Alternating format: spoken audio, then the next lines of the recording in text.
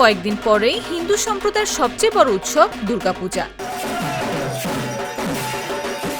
এই উৎসবে বাঙালির হেসেলে ইলিশ না থাকলে যেন পূজা অসম্পূর্ণই থেকে যায়। এপার বাংলার বাঙালিরা ইলিশ মানেই বোঝে ওপার বাংলার পদ্মার রূপালী স্বাদ। গেল কয়েক বছর ধরে পূজার আগে পশ্চিমবঙ্গের বাজারে পৌঁছে যেত বাংলাদেশি ইলিশ, কিন্তু এবার ছবিটা ভিন্ন। এখনো কলকাতা কিংবা রাজ্যের বাজারে বাংলাদেশের ইলিশের দেখা মেলেনি।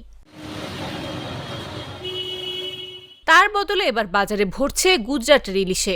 এবছর সেখানে রেকর্ড পরিমাণ মাছ ধরা পড়ায় প্রতিদিন 100 থেকে 150 মেট্রিক টন ইলিশ বিশেষ ট্রাকে হাওড়ার পাইকারি বাজারে আসছে। গুজরাটের 700 থেকে 800 গ্রাম থেকে শুরু করে 1 কেজি 300 গ্রামের ইলিশ বিক্রি হচ্ছে 600 থেকে 1000 রুপিতে। যদিও স্বাদে বাংলাদেশের ইলিশের সঙ্গে তুলনা চলে না, তবু বাজার এখন গুজরাটের ইলিশেই ভরপুর।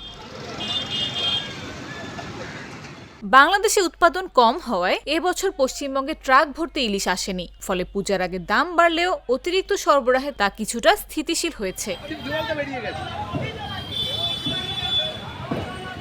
ফিশ ইম্পোর্টার্স অ্যাসোসিয়েশনের সেক্রেটারি সৈয়দ আনোয়ার মাকসুদ জানান, গেল 50 বছরে এত পরিমাণ ইলিশ কলকাতার বাজারে আসেনি। সরবরাহ বেশি থাকলে দামও কমে যায়।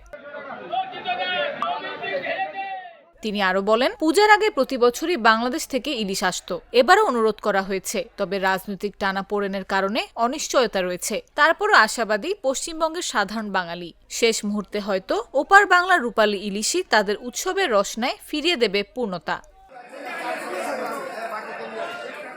তবু বাঙালির বিশ্বাস, দুর্গাপূজার আনন্দে শেষমেশ মিলবে বাংলাদেশের রূপালী ইলিশ, আর সেই স্বাদে সম্পূর্ণ হবে উৎসবের আসল রূপ। এমনটাই প্রত্যাশা কলকাতাবাসীর। নিউজ ডেস্ক, জাগো নিউজ।